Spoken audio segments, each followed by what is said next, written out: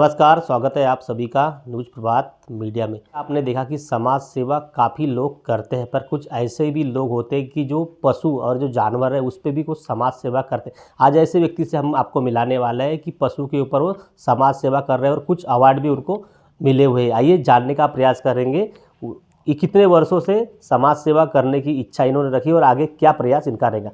आपका न्यूज़ प्रभात मीडिया में स्वागत है। हेलो, पहले तो मैं आपके सभी दर्शकों को नमस्ते कहना चाहूँगा। मेरा नाम अजय शर्मा है और मैं गोंदिया में रहता हूँ इस वक्त।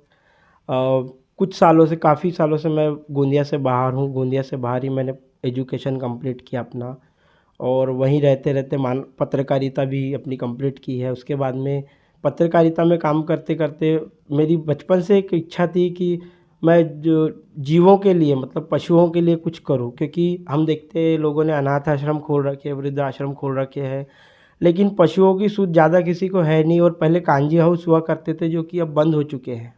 तो कांजी हाउस जो एक था बहुत अच्छा माध्यम था पशुओं की सेवा का। तो मेरे मन में भी था कि मैं पशुओं के लिए, जीवों के लिए कुछ करूं, उनके अधिकारों के लिए कुछ करूं।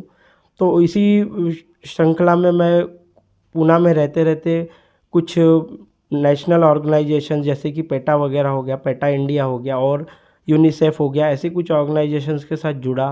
पूना की भी कुछ लोकल ऑर्गेनाइजेशंस के साथ जुड़ा जो महाराष्ट्र लेवल पे काम करती हैं और ख़ासकर पशुओं के अधिकारों के लिए काम करती, उन पे हो रहे जो अत्याचार है उनको रोकने का प्रयास करती है। और इसी श्रृंखला में काम करते करते मैं 2.5-3 सालों से अच्छे स्तर पे काम कर रहा था। और पिछले महीने मुझे चेन्नई में अमेरिकन यूनिवर्सिटी जो है, साउथ वेस्टर्न अमेरिकन यूनिवर्सिटी, उनकी तरफ से ग्लोबल अचीवर्स एकेडमी के तत्वाधान में मुझे वहाँ पे डॉक्टरेट पीएचडी प्रदान की गई इसी क्षेत्र में, जिसमें protection of human and animal rights दोनों आते हैं। और अभी 10 तारीख को राष्ट्रीय मानवाधिकार दिवस के दिन मुझे केंद्रीय मानवाधिकार आयोग नई दिल्ली की तरफ से उनके राष्ट्रीय सम्मेलन और सम्मान सोहरा में, जो कि गोवा में आयोजित किया गया था, उसमें मुझे उन्होंने जीवन गौरव पुरस्कार प्रदान किया मानव और पशु सेवा के और उनके अधिकारों के क्षेत्र से जुड़ी सेवाओं के लिए।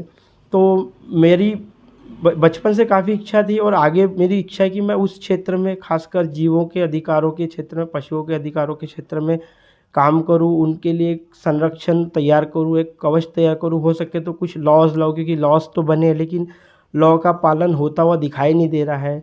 हम देखते हैं कि लोग जानवर पालते हैं लेकिन जानवर को कुछ समय के बाद भी छोड़ दिया जाता है, क्योंकि वो उसके लिए प्रोडक्टिव नहीं रहता।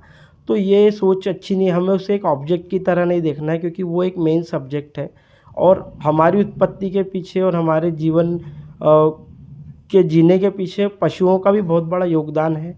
तो उनसे प्रेम करें, उनके साथ सद्भावनापूर्ण व्यवहार रखें, अत्याचार नहीं करें। वो बोल नहीं सकते, रो नहीं सकते, व्यथा नहीं बता सकते, लेकिन हमें भगवान ने उतनी अकल दे के भेजा है कि हम समझें, थोड़े से संवेदनशील रहें, दयावान रहें। यही मेरा बस सबको संदेश है। और आपके माध्यम से मैं आपके सब दर्शकों को और मेरे जितने भी पहचानने वाले, चाहने वाले, उनको ये बोलना चाहूँगा कि भाई इस मुहिम में अगर हो सके तो आप भी अपने अपने क्षेत्र में अपने आसपास के जीव पशुओं पे थोड़ा सा दया रखें, परोपकार रखें, थोड़ी सी उनकी सेवा करें, मदद करें। और इस तरह हम हर व्यक्ति थोड़ा थोड़ा योगदान करे तो शायद हम लोग कुछ बदलाव ला सकते हैं। ऐसा क्या देखा आपने जो पशु के ऊपर इतना आप प्रेम बता रहे हैं और इतना पशु के क्षेत्र में काम करना चाहते हैं?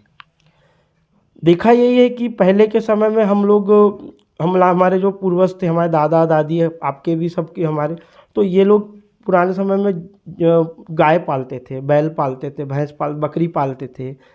अब वो कल्चर चला गया। अब हम पश्चिमी संस्कृति की दौड़ में आ गए। गाय को घर से निकाल दिया, कुत्ता पालने लगे हैं। मैं कुत्ते के खिलाफ नहीं हूँ, कुत्ता भी एक पशु है, एक जीव है, लेकिन जो उनका जो सम्मान है और जो उनकी खोई हुई आभा है वो उन्हें लौटाई जाए। कहीं ना कहीं हम उन्हें कमर्शियल दृष्टिकोण से देख रहे हैं, जो कि गलत है। एक जीव जो बोल नहीं सकता, जो मुका जानवर है, वो आपको क्या कमा के देगा? एंड आपको उनसे धन की अपेक्षा क्यों है या किसी प्रोडक्ट की अपेक्षा क्यों है? ठीक है, आपने पाला, अगर वो कुछ समय बाद में असहाय हो गया है, नहीं है उस काबिल, तो ओके। हमारे घर में कोई बुजुर्ग होता है जो कमाना बंद कर देते, तो हम उसको घर से तो निकाल के फेंक नहीं देते, हम उसको रखते हैं अपने घर में, आखिरी तक उसकी सेवा। तो उसी तरह हमें पशु को भी देखना चाहिए। और ये कहीं ना कहीं मुझे कचोटती है बात। अब मैं इतना मतलब मेरा कोई ऐसा साम्राज्य नहीं है कि मैं बहुत बड़ा बाड़ा खोल के और पशु रख सकूँ, लेकिन हाँ, मेरी इच्छा है कि मैं भविष्य में इस क्षेत्र में कुछ बड़ा योगदान करूँ, कोई बड़ा काम करूँ। ना सिर्फ ऐसा अवार्ड या इसके लिए नहीं, बट दिल से। और मैं चाहूँगा कि आज की युवा पीढ़ी भी इसमें काम करे और आगे चल के हम एक जीवों के लिए एक संरक्षित वातावरण निर्माण करें।